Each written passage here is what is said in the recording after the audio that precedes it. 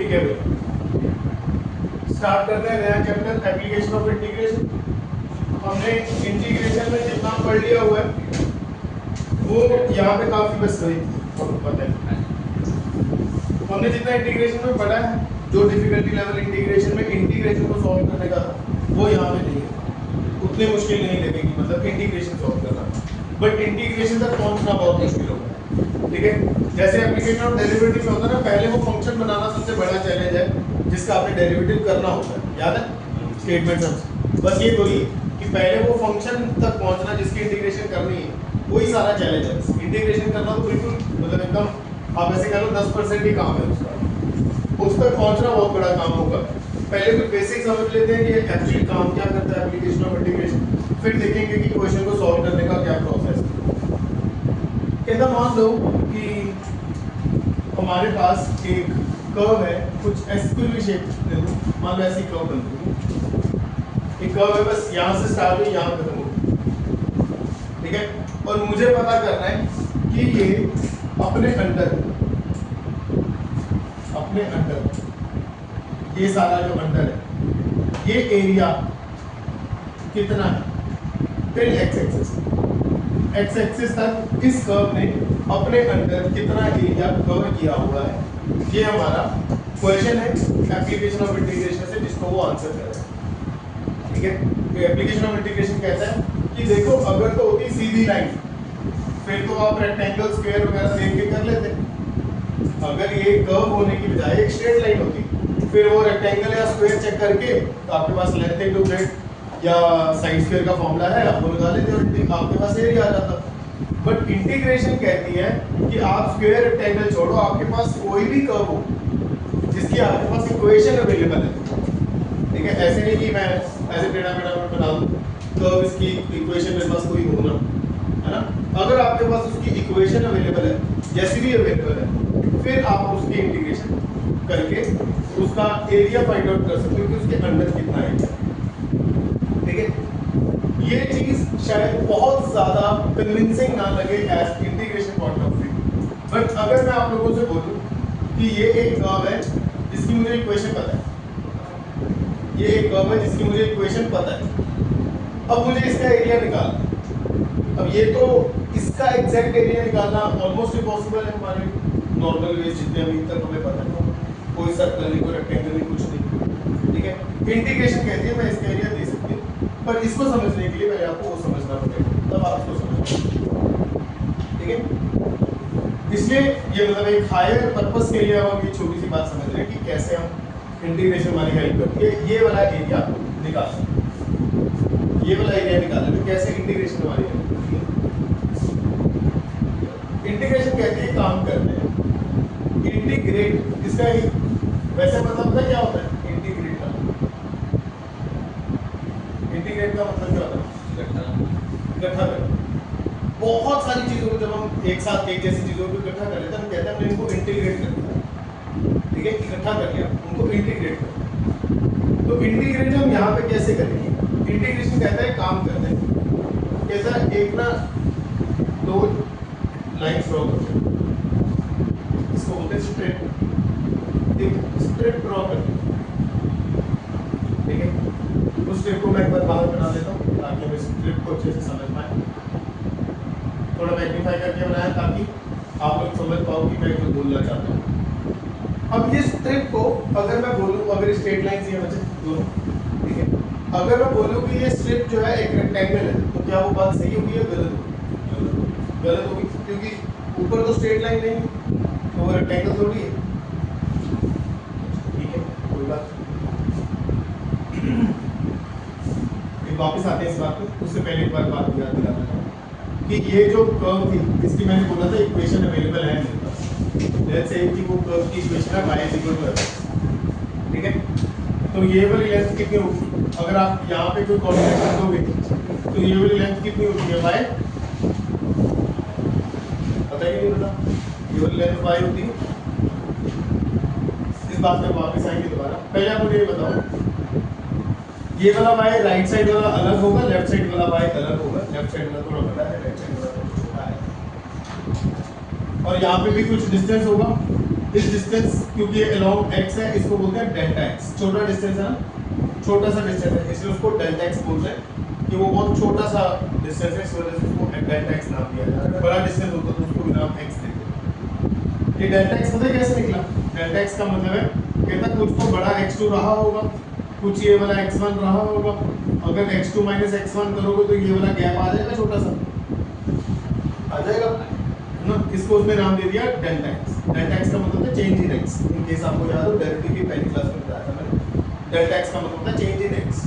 नहीं पता तो कोई बात नहीं, डेल्टा x मतलब x2 माइनस x1। ये छोटा सा डेल्टा x कहता इस स्ट्रिप को बाहर निकाल लिया और आपके सामने स्ट्रिप पड़ी, ऊपर की तरफ ऐसी कर्व फिगर है, ये दो स्ट्रेट लाइन है, नीचे स्ट्रेट लाइन। कहता इस स्ट्रिप के अगर मैं 1000 टुकड़े कर दूं, इसके बीच में 1000 लाइन ड्रॉ कर दूं, सीधी 1000 लाइन ड्रॉ कर तो बहुत पतली स्ट्रिप मिलेगी मुझे, ठीक है। और ऊपर वाली जो ये लाइन है हल्की सी टिल्ट होगी। इमेजिन कर पाओ, थोड़ा सा इमेजिनेशन में जाना पड़ेगा क्योंकि ये चीज़ अगर मैं यहाँ दिखाऊंगा तो गलत हो जाएगा। 1000 स्ट्रिप्स बनाऊंगा अगर इतने से हिस्से की, या जैसे आप टेक्निकली तो ये था ना, इसको मैग्नीफाई करके दिखाया था, ठीक है। इसकी अगर मैं फर्दर 1000 स्ट्रिप्स बनाऊंगा, एक स्ट्रिप बाहर निकालूं उस 1000 स्ट्रिप में से, तो कहता है ये जो ऊपर वाली चीज है ना, जो पहले बहुत टेढ़ी थी अब थोड़ी कम टेढ़ी बची होगी क्योंकि मैंने BC इतना छोटा लिया, मैंने BC इतना छोटा लिया। कहता मान लो कि वो एक स्ट्रिप बाहर निकाली 1000 स्ट्रिप में से, उसके फर्दर 1000 टुकड़े कर दिए, है ना, तो इसके मतलब 10 लाख टुकड़े कर दिए इतनी सी स्ट्रिप। कहता अब क्या हुआ होगा, ये जो ऊपर वाली लाइन थी जो पहले बहुत टेढ़ी थी, कम टेढ़ी होगी, वो बहुत कम टेढ़ी हो जाएगी। कहता ऐसे आप फर्दर और टुकड़े करते रहो, इनफाइनाइट टुकड़े कर सकते हो, तब तक कर सकते हो जब तक ये अप्रोचिंग टू जीरो ना के बन जाए। अप्रोचिंग टू जीरो समझते हो? ये क्या था याद है? डेल्टा x था, ये डेल्टा x था। कहते हैं इसको डेल्टा x को छोटा करते जा रहे हो तुम लोग, इतना छोटा कर दो कि वो अप्रोचिंग टू जीरो हो जाए। अप्रोचिंग टू जीरो का मतलब समझते हो कि ऑलमोस्ट खत्म, ऑलमोस्ट। कहता फिर एक पॉइंट आपको ऐसा मिलेगा जब आप ये जो delta x approaching to zero हो जाएगा तो आपकी स्ट्रिप इतनी पतली हो जाएगी, इतनी ज्यादा पतली हो जाएगी कि ऊपर वाली जो चीज है वो नीचे वाली की लेंथ के बराबर ही हो जाएगी। टेढ़ी जो उसका स्लांटिंग नेचर था वो ऑलमोस्ट खत्म हो जाएगा, स्लांटिंग नेचर था वो ऑलमोस्ट खत्म हो जाएगा। अब हम समझ आएगी बात? कहता हूँ स्ट्रिप इतनी छोटी कर देनी है कि नीचे वाली ये वाला स्ट्रेट लाइन और इसकी जो मतलब वो कह लो स्लोप है, ये जैसे जितनी ये स्ट्रेट है उतनी ये स्ट्रेट होगी, ऊपर वाली की स्लांटनेस जो है वो खत्म ही हो जाए। कहता इतनी छोटी स्ट्रिप में उसको तोड़ दिया आपने। तो मैंने कहा वो तो ठीक है भाई, तो मेरा सेम ही ना, ये थोड़ी छोटा है, लेंथ थोड़ी छोटी होगी, ब्रेड्थ छोटी होगी, समझ में आई? लेंथ थोड़ी छोटी होगी, ब्रेड्थ छोटी होगी। ब्रेड्थ छोटी हो गई, delta x approaching to zero हो गया, ठीक है। ब्रेड्थ छोटी हो गई, delta x approaching to zero हो गया। जब डेल्टा x जीरो को अप्रोच करता है तो उसको dx बोलते हैं। यही स्टैंडर्ड चीज़ है, डेरिवेटिव में सुनी हो तब शायद नहीं, अब तक आपको याद क्योंकि एक ही लेक्चर में आती है, दोबारा इसका कोई नामो निशान नहीं आता। यहाँ पे भी कुछ ऐसे ही है, एक ही लेक्चर में आएगी, दोबारा शायद इसका दोबारा नाम नहीं आता क्योंकि इंटीग्रेशन को सॉल्व करने के प्रोसेस में इन चीज़ों को कोई लेना देना है। ये एक वो चीज़ है कि हम कॉन्सेप्ट को समझ रहे हैं कि है क्या एप्लीकेशन ऑफ इंटीग्रेशन। जब फर्दर क्वेश्चंस करेंगे तो शायद ये चीज़ें इतना मैटर नहीं करेगी। फिलहाल आपको समझ में आया कि dx की बोल दिया मैंने डेल्टा x को क्योंकि वो बहुत छोटा हो गया, और जनरली जब डेल्टा x जीरो को अप्रोच करता है तब हम उसको dx ही बोलते हैं, ठीक है। तो अब आप ध्यान से देखो, कहता क्या हुआ है, जो स्ट्रिप आपने लास्ट में बची है आपके पास, बहुत पतली वाली स्ट्रिप आपके पास बची है, उसकी लेंथ y है, उसकी ब्रेड्थ dx है। तो इस रेक्टेंगल का एरिया कितना होगा? जो ये रेक्टेंगल बाहर आया है इसका एरिया कितना होगा? Length into breadth y dx, y into dx, ऐसे लिख सकते हैं बिना मल्टीप्लाई से y dx। कहता ऐसे कितने रेक्टेंगल्स बनेंगे अंदर? मैंने तो इतने से इससे कई बहुत सारे रेक्टेंगल्स बना दिए, ठीक है। मैंने बोला था हमने तो इसी रेक्टेंगल के बहुत सारे हिस्से कर दिए,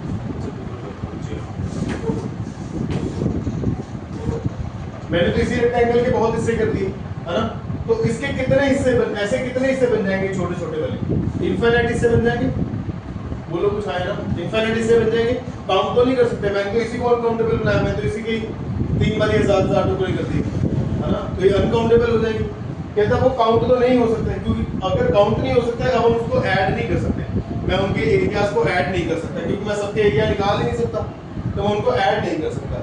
जब मैं उनको ऐड नहीं कर पाया तो इंटीग्रेशन ने आके बोला कि तुम ऐड नहीं कर पाओगे, क्योंकि बहुत सारे हिस्से हैं, इनफिनिटली मेनी पार्ट्स हैं आपके पास, आप उन्हें ऐड नहीं कर पाओगे। आप उन्हें ऐड करने की बजाय आप क्या कर दो, उनको इंटीग्रेट कर दो। Integration in a way is a way of addition. Integration एक तरह का एडिशन प्रोसेस है। वो कहता आप ऐड कर सकते हो इतनी सारी स्ट्रिप्स जो है, इंटीग्रेशन कहता मेरे पास आओ, मैं क्या कर दूंगा, मैं उनको ऐड कर दूंगा, उन सारी स्ट्रिप्स का एरिया एक साथ ऐड कर दूंगा। मैं क्या ये तो सही है, यहाँ से लेके ये सारी जो स्ट्रिप्स हैं ये सारी ऐड हो जाएंगी, यहाँ से स्टार्ट होकर यहाँ तक की सारी स्ट्रिप्स ऐड हो जाएंगी, ठीक है। सारी स्ट्रिप्स ऐड हो जाएंगी तो एक का एरिया तो मैंने निकाल ही दिया y dx, ठीक है। जब सारी स्ट्रिप्स ऐड हो जाएंगी तो मेरे पास ये सारा एरिया आ जाएगा, सारा, ठीक है।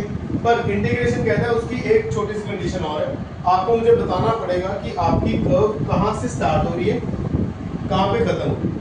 कहता मुझे आपको स्टार्टिंग और एंडिंग पॉइंट बताना पड़ेगा। अगर आप स्टार्टिंग और एंडिंग पॉइंट नहीं बताओगे, मान लो किसी ने ऐसी कर्व बनाई, ठीक है, ये x की कर्व है, एरिया उसको चाहिए इतना, बस इतना, जितना कि x approaching to x is equal to 2 से लेकर x इज इक्वल टू 10 तक का एरिया चाहिए, ठीक है। उसको इतना सही एरिया चाहिए, उसको इतना एरिया चाहिए। वो तो इंटीग्रेशन बोलती है कि आपको मुझे स्टार्टिंग और एंडिंग बतानी पड़ेगी ताकि मैं आपको एरिया बता पाऊँ कितना एरिया उसके अंदर है, ठीक है। लिमिट बतानी पड़ेगी कहाँ से स्टार्ट होना है, कहाँ खत्म होना है, अदरवाइज मैं आपको इनफाइनाइट एरिया दे दूंगी, फिर मुझे स्टार्टिंग से लेकर एंड तक सारे एरिया देना पड़ेगा, ठीक है। तो आपको मुझे स्टार्टिंग और एंडिंग बतानी पड़ेगी। तो आप मुझे स्टार्टिंग पॉइंट बताओगे, स्टार्टिंग पॉइंट कहाँ पे होगा, स्टार्टिंग पॉइंट x एक्सिस पे होगा, एंडिंग पॉइंट भी x एक्सिस पे होगा, ये बात समझ। कहता है ये अगर आप मुझे दे दोगे फिर हम इंटीग्रेट कर लेंगे, इंटीग्रेट करके फाइनल आंसर आ जाएगा। फाइनल आंसर क्या आएगा, ये पूरी कर्व का एरिया आ जाएगा, ये पूरी कर्व का एरिया आ जाएगा। थोड़ी बात समझ में आती, ये थोड़ी बात ही आगे जाकर मुश्किल लगने लगी, क्योंकि हम इसको ज़्यादा यूज़ नहीं करेंगे, पर कहीं कहीं इसकी छोटी छोटी चीज़ें ज़रूरत पड़ेगी समझने की कि यार अच्छा ये ऐसे कैसे कर लिया, वैसे कैसे कर लिया। तब आपको पता होना चाहिए कि एरिया हम एक स्ट्रिप का निकालते हैं जो कि एक रेक्टेंगल है, एक स्ट्रिप का निकालते हैं जो कि एक रेक्टेंगल है, ऐसा रेक्टेंगल है जिसकी लेंथ y है, ब्रेड्थ dx है। dx क्यों है, क्योंकि डेल्टा x 0 को अप्रोच करता है इसलिए dx है। एक स्ट्रिप का एरिया निकालते हैं y dx, फिर उसपे सारी मतलब इनफिनिट स्ट्रिप्स जो बननी थी उनको इंटीग्रेट कर लेते हैं। इंटीग्रेट करना मतलब सारे एरियाज को ऐड कर लेते हैं। एडिशन करने के लिए वो स्टार्टिंग और एंडिंग पॉइंट पूछता है कि कहाँ से आपकी स्ट्रिप स्टार्ट हो रही है, कहाँ पे आपकी स्ट्रिप्स खत्म हो रही है, मुझे वो पता लगना जरूरी है। और आपकी कर्व का y क्या है वो पता लगना जरूरी है, क्योंकि y तो है ना जिसको जो एरिया का पार्ट है y dx। और एक शब्द मतलब लगे हाथ एक छोटी सी डिफिकल्टी और है, उसको एड्रेस कर लेते हैं, क्योंकि उसके बेस्ड जाके हमें थोड़ी सी प्रॉब्लम आएगी फ्यूचर में। अगर वो भी समझ में आएगी, ठीक है, नहीं है तो कोई बात नहीं, जब प्रॉब्लम आएगी तब दोबारा समझ लेंगे। कहता मान लो कोई कर्व ऐसी और हमारी नीड है ये एरिया फाइंड करने, हमारी नीड है ये वाला एरिया फाइंड करने। अब हम नीचे नहीं इस तरफ का एरिया फाइंड आउट करना चाहते हैं। पहले हमारा बेस था x एक्सिस, यहाँ कर्व से लेके x एक्सिस तक का एरिया निकालना था। अब हमारी कर्व है ये, इससे लेकर हमें y एक्सिस तक का एरिया निकालना है। तो कहता फिर कैसे निकलेगा, मैंने कहा जो स्ट्रिप पहले वर्टिकल बनाई थी वो स्ट्रिप आप हॉरिजॉन्टल बना लो, ठीक है ना, कर सकते हैं ऐसा। ऐसे ही इनफिनिट स्ट्रिप्स यहाँ बना लो, ठीक है, उनको इंटीग्रेट कर लो। ठीक लग रही है कुछ प्लीज बोलो, ये चीज आगे जाके बहुत मुश्किल लगेगी। चेंज हो रहा है तो उसको उसकी हाइट तो सेम नहीं रहेगी। अच्छा क्वेश्चन पूछा, मैं खुद ही ये क्वेश्चन नहीं एड्रेस करता कभी। मैं चाहता हूँ कि कोई ना मतलब बच्चे ये सोचें कि सर y आप कह रहे हो y dx, वो तो y तो यहाँ y तो पूरा चेंज होता रहेगा, यहाँ y की लेंथ डिफरेंट होगी, यहाँ y की लेंथ तो चेंज होती रहेगी। आप कह रहे हो मैंने एक एरिया निकाल के सारे ऐड कर दिए, आप कह रहे हो मैंने एक एरिया, ये आपने एरिया तो इसके अकॉर्डिंग निकाल दिया, फिर जहाँ लेंथ ज़्यादा थी जहाँ लेंथ कम थी उनका क्या, इसका मतलब एरिया तो गलत आ गया होगा। आप यहाँ जाके भी लेंथ आपने शायद यही रख ली होगी, नहीं, जो y जो है वो फिक्स लेंथ नहीं है। y क्या था, यहाँ पे y क्या चीज़ है, जब मैं इंटीग्रेशन बोल रहा हूँ y dx, यहाँ पे बच्चे y क्या है, what do we mean by y? We mean by y as a function। y का मतलब क्या है, फंक्शन। जैसे मान लीजिए ये तेरा y यहाँ पे होता y is equal to fx is equal to 2x square plus 1 मान लीजिए कैसे रैंडम एक फंक्शन होता ना। अब इंटीग्रेशन के पास तू ये फंक्शन लेके गया, कोई लेंथ नहीं लेके गया भाई, कुछ एग्जैक्ट नंबर थोड़ी लेके गया। तूने उसको ये थोड़ी बोला कि y की लेंथ 8 सेंटीमीटर है या 2 सेंटीमीटर है, तूने उसको बोला y एक फंक्शन है, ठीक है। और ये फंक्शन का तूने स्टार्टिंग पॉइंट भी बता दिया। नेक्स्ट से तूने बोल दिया कि x इज इक्वल टू 2 से लेकर x इज इक्वल टू 6 तक आपने इंटीग्रेट करना है। स्टार्टिंग पॉइंट 2 है, एंडिंग पॉइंट 6 है। अब तो इंटीग्रेशन को दे के आया ये फंक्शन, तूने बोला भाई यस भाई साहब ये फंक्शन ले लो, इसको 2 से लेकर 6 तक की सारी स्ट्रिप्स इसकी ऐड करो। जब वो 2 के पास जाएगा तो ये वाली लेंथ उठाएगा। जैसे जैसे उसका नंबर आगे बढ़ेगा 2 से 2.1 होगा तो वो अगली स्ट्रिप लेगा तो उसके अकॉर्डिंग y चेंज हो जाएगा उसका। जैसे जैसे वो अगली स्ट्रिप लेता जाएगा वैसे वैसे उसकी y की लेंथ चेंज होती रहेगी। वो कहां से चेंज करवा लेगा लेंथ? फंक्शन से, क्योंकि तू उसको फंक्शन दे के आया, एक वेरिएबल दे के आया, तो लेंथ भी उसकी वेरिएबल ही होगी, वो उसमें एडजस्ट कर लेगा। तो इतना मतलब जो ये फंक्शन है that will take care of it कि जो y है जहां जो लिमिट वो ले रहा है वही लिमिट की लेंथ उसको मिले। समझ रहे मेरी बात? उसने सिर्फ 2 और 6 थोड़ी लेना है, उसने 2 के बाद 2.1 भी लेना है, 2.2 भी लेना है, 2.3 भी लेना है, सारी स्ट्रिप्स ऐड करनी है ना उसने, ठीक है। तो इंटीग्रेशन कहता है ये सब जिम्मेदारी मेरी। एप्लीकेशन ऑफ इंटीग्रेशन है, मार्केट में इतना डर है इंटीग्रेशन का, उसका कुछ तो काम होता होगा ना। वो यही काम करती है कि वो कहता है बड़ा फंक्शन दो मुझे, मैं खुद स्टार्टिंग से लेके एंड तक अपने आप ये हाइट जो है मैनेज कर लूंगा। आप मुझे बस फंक्शन बता दो क्या है, मैं शुरू के फंक्शन के पास जाऊंगा, धीरे धीरे सारी जो हाइट्स है चेंज होती रहेंगी डेफिनेटली।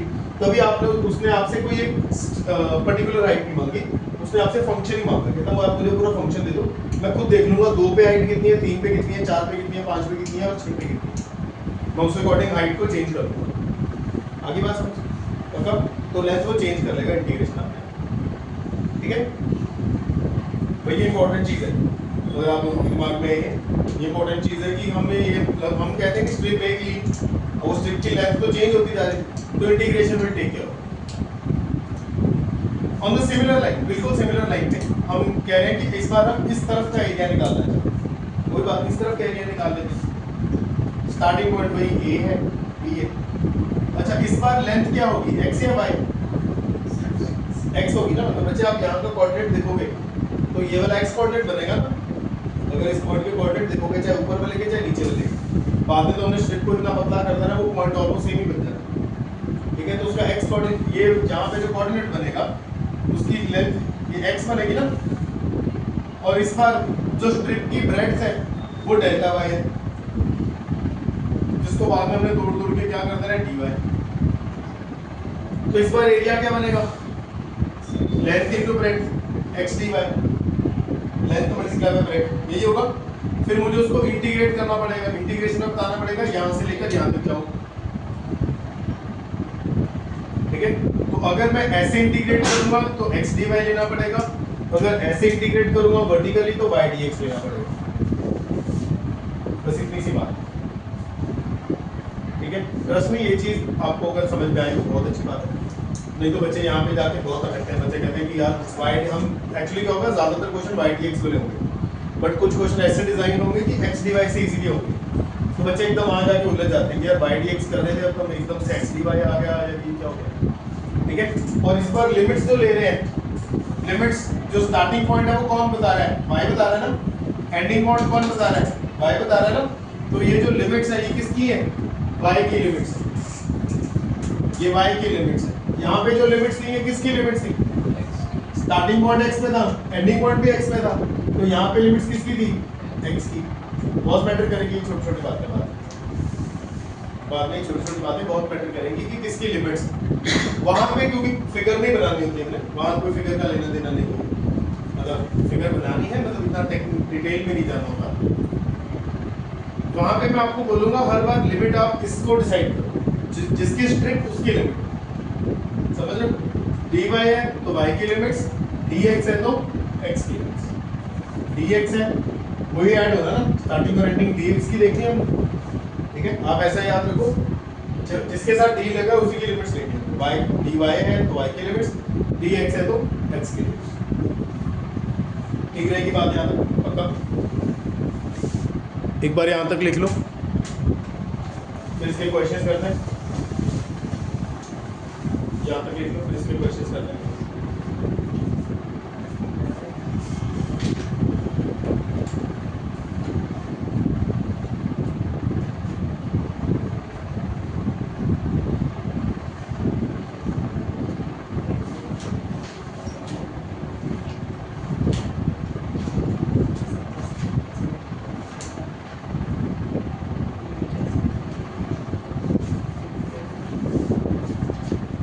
यहाँ पे हमें कॉनिक सेक्शन की बहुत ज़्यादा जरूरत पड़ेगी।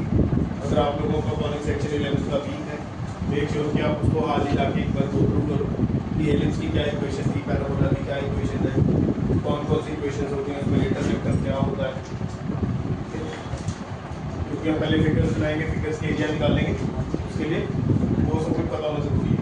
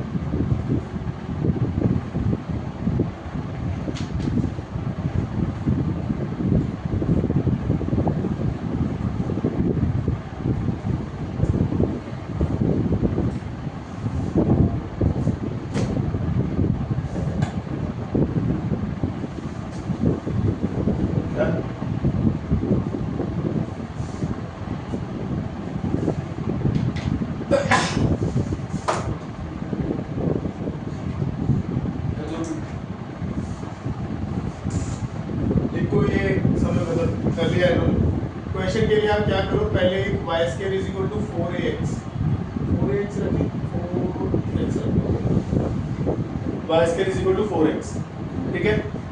Find the area between parabola y square is equal to 4x and its latest sector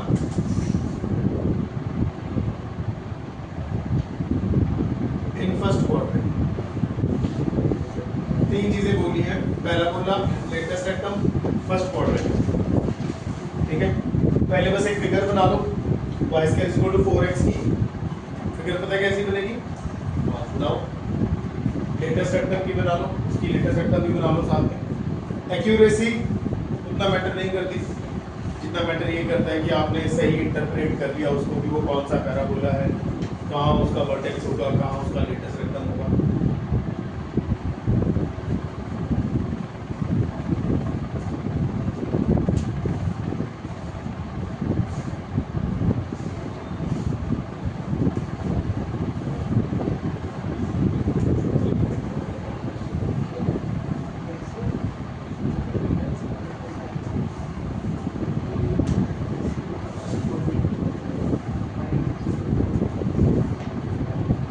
y square is equal to 4x, latest vector का मतलब लेटेस्ट वेक्टर नीचे वो लाइन होती है, जैसे ऐसे पैराबोला ना, तो यहाँ पे एक लाइन होती है, y square is equal to 4x, right hand parabola होगा। कोई बता सकता है कि लेटेस्ट वेक्टर की अपनी लेंथ क्या होती है,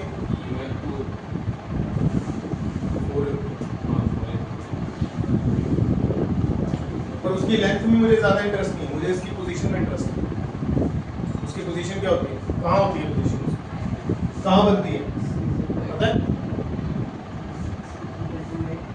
हाँ हाँ, वो बनती है फोकस के ऊपर, फोकस होता है ए के ऊपर। ए कितना होगा इसका, कोई थोड़ा बहुत बताओ, होना जरूरी। हाँ जी, हाँ, y square is equal to 4x है ना, ये आपका 4a, 4a किसके इक्वल है, 4 के इक्वल, a किसके इक्वल आएगा, 1 के इक्वल। नहीं, स्टैंडर्ड इक्वेशन क्या होती है, y square is equal to 4ax, उसके साथ कंपेयर करोगे तो 4a किसके इक्वल आएगा, 4 के इक्वल, a किसके इक्वल आएगा, 1 के, ठीक है। मैं अभी मान इतना लेट्स से यहाँ मेरा 1 है और ये मैंने बना ली लेटेस्ट, ये मैंने बना ली अब वो क्या कह रहा है, कहता है एरिया फाइंड आउट करो पैराबोला और लेटस रेक्टम के बीच। पैराबोला और लेटस रेक्टम के बीच तो ये सारा एरिया आता है, यहाँ से ये सारा एरिया पैराबोला और लेटस रेक्टम के बीच में आता है। बट उसने और हमारे लिए हेल्प करी, उसने बोला सिर्फ फर्स्ट क्वाड्रेंट एरिया निकालो।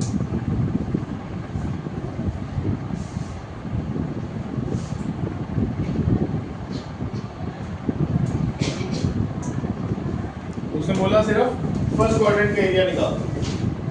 मैंने कहा कोई बात नहीं, फर्स्ट क्वाड्रेंट का एरिया निकाल देते हैं। यहाँ वाला तो सिर्फ इतना ही एरिया निकालना है, बस ये ऊपर वाला इतना सा एरिया निकालना है। मैंने कहा पहले एक स्ट्रिप बना लेते हैं ताकि मैं थोड़ा समझ पाऊँ कि क्या क्या मुझे रिक्वायर्ड है। स्ट्रिप बना ली, ठीक है। ये y होगा, ये dx होगा। तो इसका एरिया कैसे निकालूंगा मैं, इंटीग्रेट करके y dx को इंटीग्रेट करके, y dx को इंटीग्रेट करके, ठीक है। स्टार्टिंग पॉइंट क्या है, स्टार्टिंग पॉइंट का x और इस पॉइंट का x, स्टार्टिंग पॉइंट का x तो 0 है, ओरिजिन से पास कर रहा है, तो इसकी कहाँ से स्टार्ट होगा 0, कहाँ तक जाएगा, ये लेंथ कितनी थी 1, बोली थी ना उसने अभी। फोकस इसका 1,0 पे होना था नहीं बच्चों, अगर वो नहीं पता कॉनिक वीक है तो मैं ये रुक के कॉनिक भी पहले करवा सकता हूँ, पर बिना कॉनिक के इसके जाके कोई फायदा नहीं है। आप मैं एक बड़ा टॉपिक करा रहा हूँ, छोटे में अटके रहे, ठीक है। नहीं ये समझता हूँ कि काफ थोड़ा वो मतलब फेड हो गया होगा, पर अगर तब भी नहीं किया था तो मुझे पहले बता दो, उसकी कोई एक्स्ट्रा क्लास में एडजस्ट करके पहले वो लगा, ठीक है। तो कल अभी एक रुकनी है ना, तो जो कल वाली क्लास होगी उससे पहले आधे घंटे की क्लास रख लेंगे, जिसमें मैं तुम्हें ये उसका एक सारा ओवरव्यू दे दूँ, ठीक है। मैं नहीं चाहता बीच में जाके मैं तुम्हें याद दिलाता रहूँ या वो हेलिक्स की लेंथ कितनी थी, मेजर एक्सिस की, माइनर एक्सिस की लेंथ क्या थी, ट्रांसवर्स एक्सिस क्या था, कॉन्जुगेट एक्सिस क्या था। मैं नहीं चाहता उसी में उलझे रहे। ये लेंथ कितनी है, सॉरी ये वाला कोऑर्डिनेट कितना है 1, 0 से स्टार्ट होके 1 तक जाना है x ने।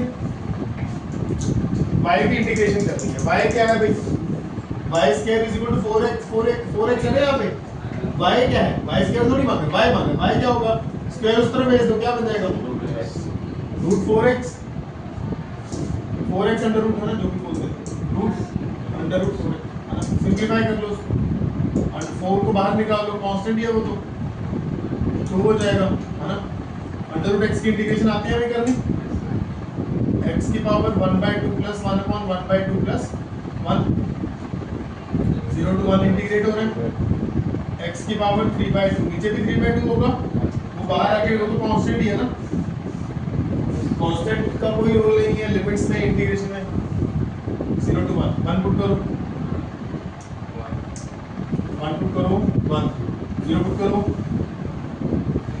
0, क्या आ गया ओवरऑल 4/3, उसका एरिया कितना होगा 4/3 स्क्वायर एरिया।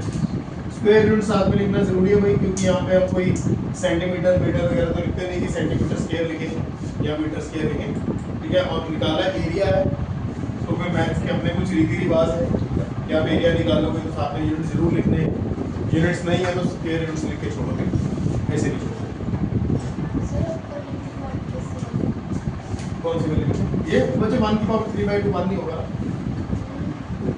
अपर लिमिट 1 कैसे है, वो पता क्या है, जैसे y square is equal to 4ax होता है, इसमें जो a रिप्रेजेंट करता है वो लिखते हैं, कई सारी चीजें होती हैं, जैसे फोकस रिप्रेजेंट कर, फोकस का फॉर्मूला होता है a, 0, लेटस रेक्टम की जो पोजीशन होती है वो फोकस के ऊपर होती है, वो फोकस के ऊपर बनने वाली एक लाइन है, तो यहाँ पे फोकस है तेरा, तो फोकस के ऊपर जो वर्टिकल लाइन बनेगी वो लेटस रेक्टम होती है, ठीक है। अब मुझे a कैलकुलेट करना पड़ेगा क्योंकि ये a, 0 है ये पॉइंट जहाँ पे लेटस रेक्टम बनी है, ये बस फोकस के ऊपर लेटेस्ट रेक्टम बननी है, फोकस के कोऑर्डिनेट्स पता होने जरूरी है। फोकस के कोऑर्डिनेट्स पता करने के लिए मैं इक्वेशन के पास गया, मैंने कहा भाई मेरी इक्वेशन है y square is equal to 4x, तो बताओ मेरा a क्या होगा, तो x का कोएफिशिएंट यहाँ पे क्या है 4 है, x का कोएफिशिएंट यहाँ पे क्या है 4, इक्वेट करनी है मैंने इनको, a की वैल्यू कितनी है आ रही है कुछ वास्ते, या तेरे लिए थोड़ा और कर देते हैं सिंपलीफाई, इसको ऐसे लिख लो 4 into 1 into x, 4x को 4 into 1 into x लिख सकते हैं, तो ये 1 इसके साथ कंपेयर करोगे y स्क्वायर 4 एक ही जगह 1 आ रहा है, तो ये वाला कोऑर्डिनेट क्या बन गया 1, 0, मुझे एक्स कोऑर्डिनेट में इंटरेस्ट है, वाई में क्या है क्या नहीं कोई फर्क नहीं पड़ता। तो ये था 0,0, तो 0 से स्टार्ट होकर 1 तक।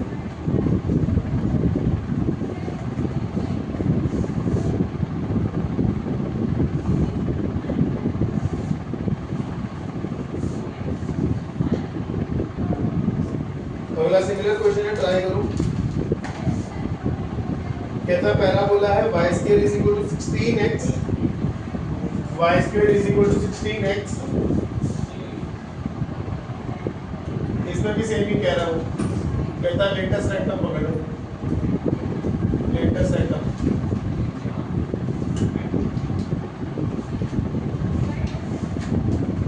लेटेस्ट रेक्टम पहले फेस का जी पहले फेस ठीक, पता नहीं तो मैंने आर्टिकल मत लिया है। तो बस बेसिकली सिर्फ एक तरह से वो है, हम कॉन्सेप्ट के साथ थोड़ा फेमिलियर हो रहे हैं।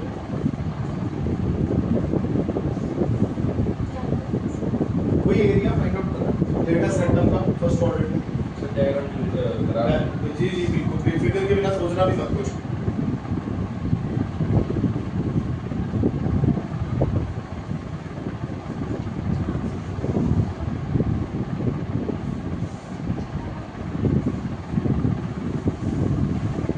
चार स्टेप है मेरे क्वेश्चन के। पहला स्टेप है फिगर, फिगर बिना क्वेश्चन स्टार्ट नहीं कर पाओगे आप लोग, करने की कोशिश करोगे तो गलत करोगे पक्का। फिगर के बाद सेकंड स्टेप है फंक्शन, जिसको इंटीग्रेट आपने करना है। जैसे यहाँ पे फंक्शन बनाया था हमने, स्क्वायर उधर भेज के अंडर रूट किया। फिगर के बाद सेकंड स्टेप है फंक्शन, फंक्शन बनाना।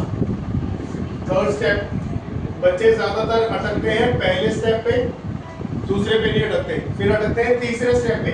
तीसरा स्टेप है लिमिट, स्टेप है लिमिट्स फिगर आउट करना कि लिमिट्स कहां से कहां तक जा रही है। ठीक है, जब ये तीनों चीजें हो जाएगी, चौथा स्टेप है इंटीग्रेट करना। वहां पे हम नहीं अटकते, अटकते हैं तो पहले और तीसरे, दूसरे और चौथे पे नहीं अटकते। दूसरा और चौथा समस्या का कारण नहीं बनता। हाँ जी सर, रिवर्स कोऑर्डिनेट करो, फिर आगे दूसरा एक्सप्लेन कैसे करते हैं। हाँ जी 64/3 64/3।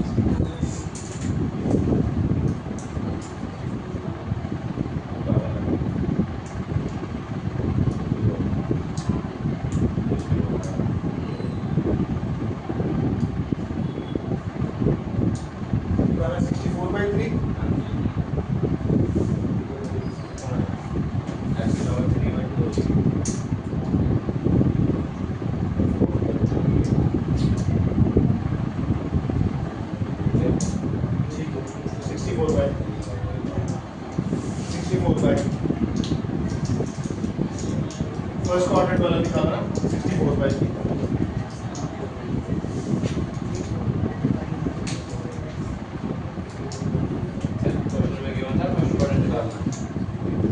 नहीं बच्चों, वो मेरी इम्प्रोवाइजेशन है। क्वेश्चन में फर्स्ट क्वाड्रेंट, क्वेश्चन में उसने बोला था कि पूरा एरिया ही निकालना।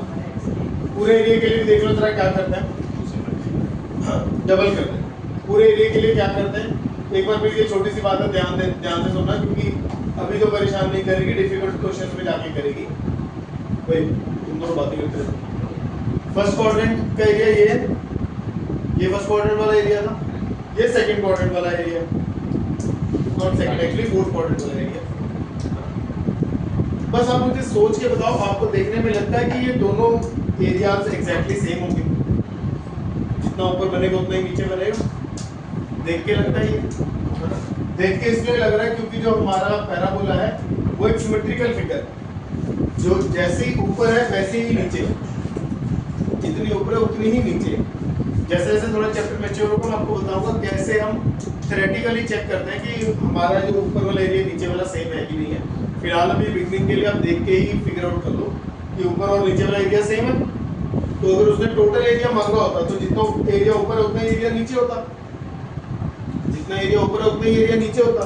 तो आपने तो ऊपर का ही एरिया निकालना है।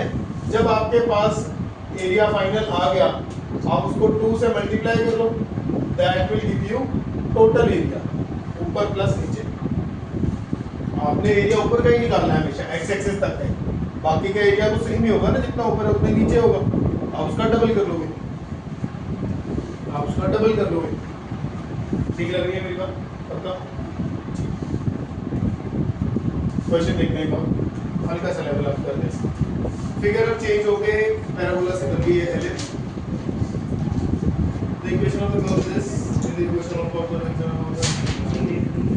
find the area of the region bounded by x square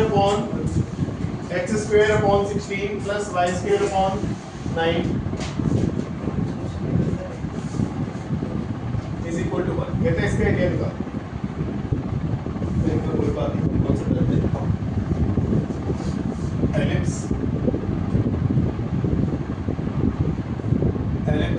की x square upon a square में अगर इसको कन्वर्ट करोगे तो बनेगा 4 square, y square upon b square में कन्वर्ट करोगे तो बनेगा 3 स्क्वायर। मेजर एक्सिस की लेंथ कितनी होती है? पूरी a मेरा 4 है तो 4 इधर 4 इधर, है ना, टोटल 8 हो जाएगा। y मेरा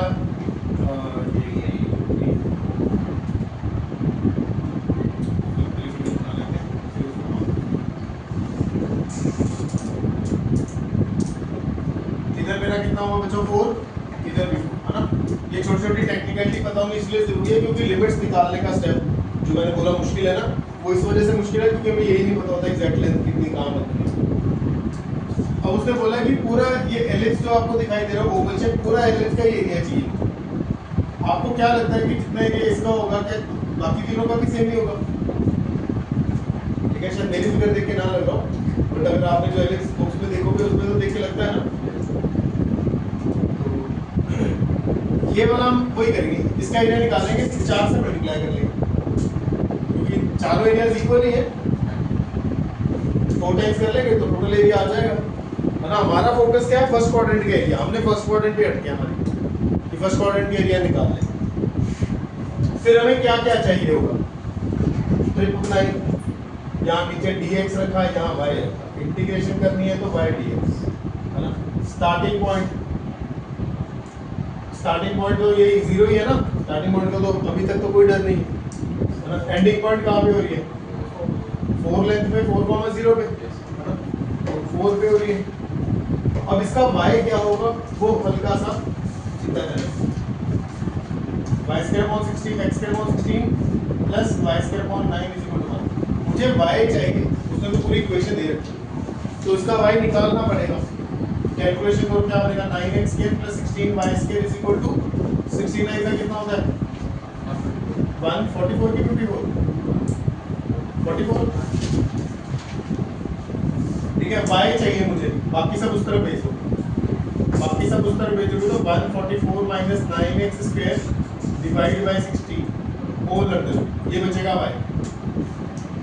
ये बचेगा y। ठीक है, प्लेस कर लो फिर इसको 144 माइनस, मैं 16 को दोनों के नीचे रेगुलर कर रहा हूँ, 16 को बाहर ही निकाल दो, कांस्टेंट के साथ पता नहीं लेते, ठीक है, उसको बाहर ही निकाल दो, 1/4 हो जाएगा, अंदर बचेगा 144 माइनस 9x स्क्वायर। ये 1/4 को तो वैसे ही तुम यहाँ से बाहर बस से 9 आओ। नेक्स्ट स्टेप, x स्क्वायर का कोएफिशिएंट कितना है? हमें 1 चाहिए, ठीक है, हमें 1 चाहिए। 9 को बाहर निकालो, बाहर निकालोगे तो अंडर रूट से बाहर निकल के 3 हो जाएगा, ठीक है, तो लोग ऐसे नहीं करते, 9 को बाहर निकालोगे तो ये 3 बन जाएगा, बट साथ में यहाँ पे भी तो 144 डिवाइड बाय 9 देके जाएगा ही, क्योंकि 9 3 उसके पास तो अवेलेबल नहीं था, 9 उसके पास तो था कि नहीं। कटिंग करके देखो, होती है कटिंग? 16 से हो जाएगी, 3/4 0 to 4 16 minus x square under root 16 को फर्दर लिख सकते हैं 4 का स्क्वायर, पक्का? लो ये इंटीग्रेशन आती है सॉल्व करने, ये इंटीग्रेशन वो लंबी वाली इंटीग्रेशन 3 फॉर्मूला है ना, 6 + 3 फॉर्मूला, उनमें 3 फॉर्मूला जब वो करवाए थे मैंने तब भी बोला था कि वो इंटीग्रेशन में खुद में कम आते हैं, बट एप्लीकेशन ऑफ इंटीग्रेशन में बहुत ज़्यादा है, मतलब ऑलमोस्ट हर क्वेश्चन उन्हीं से सॉल्व होगा। इसको इंटीग्रेट करके थोड़ा स्टेप लंबे ही जरूर है, डिफिकल्ट नहीं। अगर आप यहाँ तक सही पहुँचे हो और आप कंसंट्रेशन के साथ क्वेश्चन कर सकते हो बिना डिस्ट्रैक्ट हुए तो आंसर डेफिनेटली सही आएगी।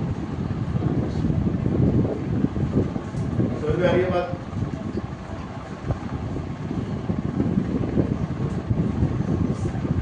अच्छा, फिर यहाँ पे तो बात खत्म नहीं होगी।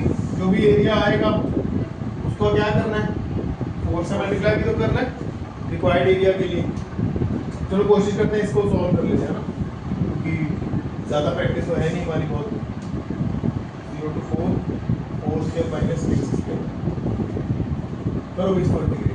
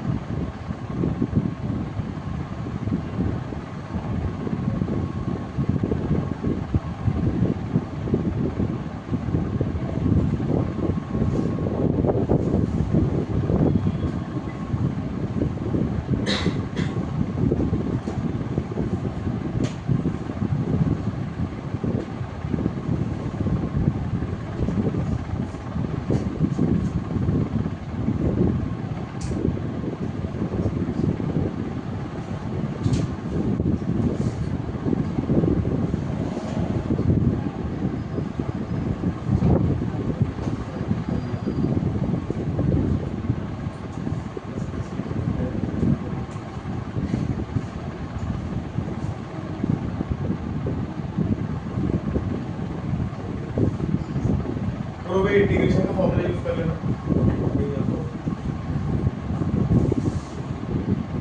पहले इंटीग्रेट करना है, फिर upper limit minus lower limit भी करना है, तो आपको बहुत ज़्यादा ध्यान से आपको क्वेश्चन करना पड़ेगा।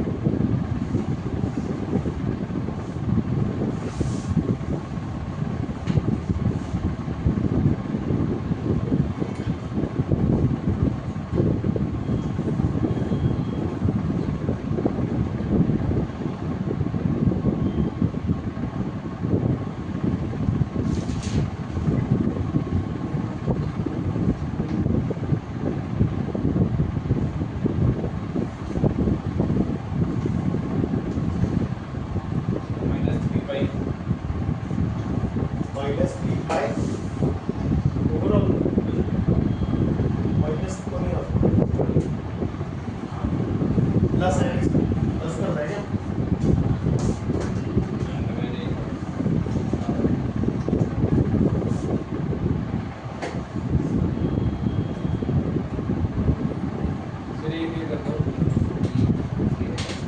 कितना बोला तूने? 3 पाई माइनस 3 पाई। हमारा ए कितना है, 0, बी कितना है 4, नहीं भाई आसपास देखिए 4 पाई है, मतलब आसपास तो नहीं है।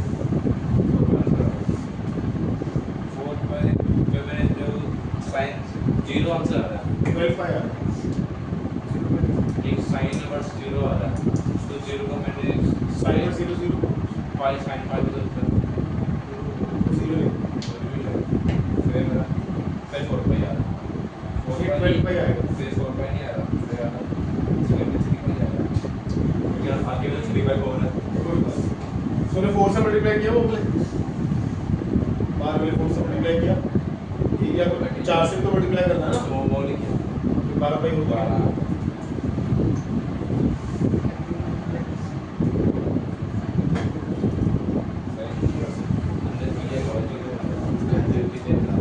12 पाई आएगा आंसर,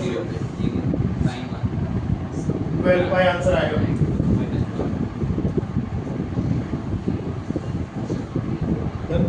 अगर 12 पाई 16 आता है, 3 पाई आना चाहिए। उसमें कुछ और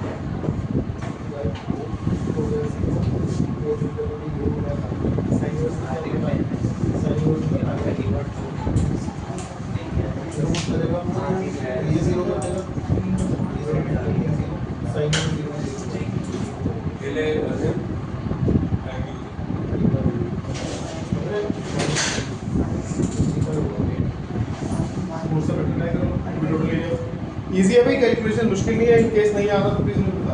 आगे कोई बात? वाला भाई उसके में सब जीरो हो गए थे जब जीरो हाँ वो तो जीरो वाली एंट्री वन आ गया, साइन नंबर वन आ गया, साइन वन होता नहीं थोड़ा थोड़ा ठीक लग रहा है। साइन ना साइन नंबर पड़ गई y by 2 ठीक है, एक लेवल आगे कर। कहता है अब आपकी जो कर्व है वो कर्व चेंज होके बन रही है ऐसे। मैंने वो फिगर में क्या क्वेश्चन वगैरह मैं नहीं बताऊंगा कैसी। आप बताओ कि ये वाली इक्वेशन की कर्व कैसी बनेगी? पैराबोला बनेगा, सर्कल बनेगा, एलिप्स बनेगा, हाइपरबोला बनेगा?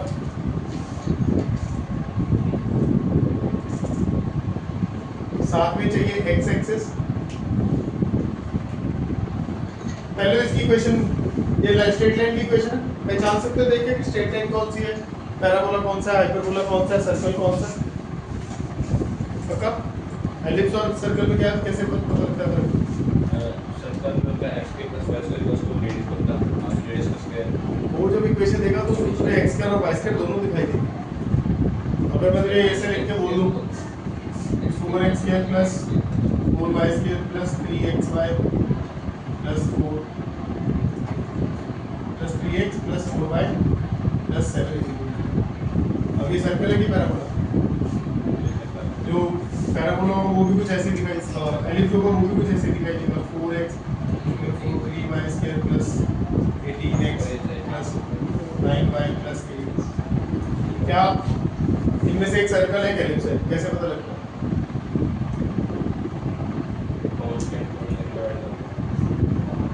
पता कैसे चलेगा? कांस्टेंट को लेके डिवाइड करके आगे। ये सर्कल है क्योंकि x स्क्वायर और y स्क्वायर के कोएफिशिएंट सेम है। ये पैराबोला सॉरी एलिप्स है क्योंकि x स्क्वायर और y स्क्वायर के कोएफिशिएंट डिफरेंट है। आप चाहो तो जो भी वो इक्वेशंस आप नॉर्मली देखते हो उसमें भी ऐसे ही हो। एलिप्स की इक्वेशन क्या होती है? देखो x स्क्वायर का कोएफिशिएंट क्या है? 1/16, y स्क्वायर का कोएफिशिएंट क्या है? 1/9। डिफरेंट है ना दोनों के, ठीक है? जो आप वो बोल रहे हो x square plus y square is equal to r square, देखो x स्क्वायर और y स्क्वायर के दोनों के कोएफिशिएंट 1 है ना, ठीक है? तो ये छोटी छोटी टेक्निकलिटीज हैं जो बीच में जब जैसे जाएंगे वैसे मैं बताता हूँ। फिलहाल आपने क्या करना है, इसकी ये स्ट्रेट लाइन है, स्ट्रेट लाइन की कोई वो एक डब्बा सा बना के, ठीक है, एक्स वाई ढूंढते इसके इसको देखना पड़ेगा कि कैसा बन रही है लाइन ना। एक्स को 0 पुट करोगे तो वाई कितना बन जाएगा? एक्स को 0 पुट करोगे तो वाई 4 हो जाएगा, वाई को 0 पुट करोगे तो एक्स कितना हो जाएगा? x 0 y 4।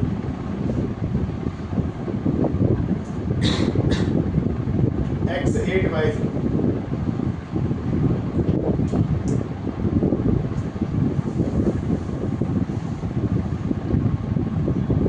ऐसी वाली स्ट्रेट लाइन कहता find the area between this line and x axis. वैसे तो this line and x axis के बीच में इनफाइनाइट लंबी लाइन है, इनफाइनाइट एरिया आ जाएगा।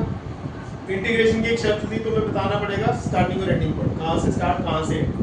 जो इससे पहले क्वेश्चन था उसका स्टार्टिंग और एंडिंग पॉइंट फिगर से क्लियर था। फिगर एक बाउंडेड फिगर थी, बंद फिगर थी, बंद फिगर थी तो उसका स्टार्टिंग और एंडिंग पॉइंट क्लियरली विजिबल था, ठीक है? अब ये अनबाउंडेड फिगर, अनबाउंडेड से वैसे ये कौन सा क्लोज हो गया, कभी इससे क्लोज तो होना नहीं है, तो इसका क्लोजिंग पॉइंट उसने अलग से दिया है, कहां से स्टार्ट कहां पे खत्म। कहता है इसके लिए आपने जो एरिया फाइंड आउट करना है वो करना है x = 2 से लेकर x = 4 तक। इतना इंफॉर्मेशन उसमें तीन चीजें दी है, एक लाइन की इक्वेशन, एक हमें ये कि वो x एक्सिस तक का एरिया चाहता है, ठीक है, और x = 2 से लेकर x = 4 तक जाना है। x = 2 कितना होगा यहाँ 2 बस इतना तरीका समझ में आई बात। अगर आप पहला काम ठीक से कर लेते हो, फिगर ठीक से बना लेते हो, तो आपको क्वेश्चन में बहुत क्लैरिटी मिल जाती है। क्या फिगर है, कौन सा एरिया निकालना है, ठीक है? फिगर का मतलब होता है एक्चुअली में, फिगर का मतलब होता है कि हमें वो रीजन मिल जाए जिसका एरिया निकालना है। मुझे ये पता मिल गया ना रीजन किसका एरिया निकालना है, ठीक है? अच्छा, अब इंटीग्रेट कर लो। इंटीग्रेशन की स्टार्टिंग 2 से होनी, एंडिंग 4 से होनी, क्लियर है इस बार तो, है ना? लिमिट्स का कोई ज्यादा चक्कर ही नहीं उसमें, तो क्लियरली बोल के बताइए कि ये लिमिट्स। फंक्शन क्या होगा, इसकी इक्वेशन क्या थी? इक्वेशन थी 2y is equal to minus x plus 8, पर मुझे तो y चाहिए, 2y थोड़ी चाहिए। 2 को उस तरफ ले जाओ, फिर क्या बचेगा, minus x plus 8 divide by 2 dx, y dx होता है ना, y ये होगा dx और dx ये। बस इसको इंटीग्रेट करेंगे, आंसर आ जाएगा। कोई डबल ट्रिपल करने की जरूरत नहीं, ऐसा कुछ नहीं कि दूसरी साइड का भी एरिया निकालना। क्लियर है यहाँ तक, पक्का?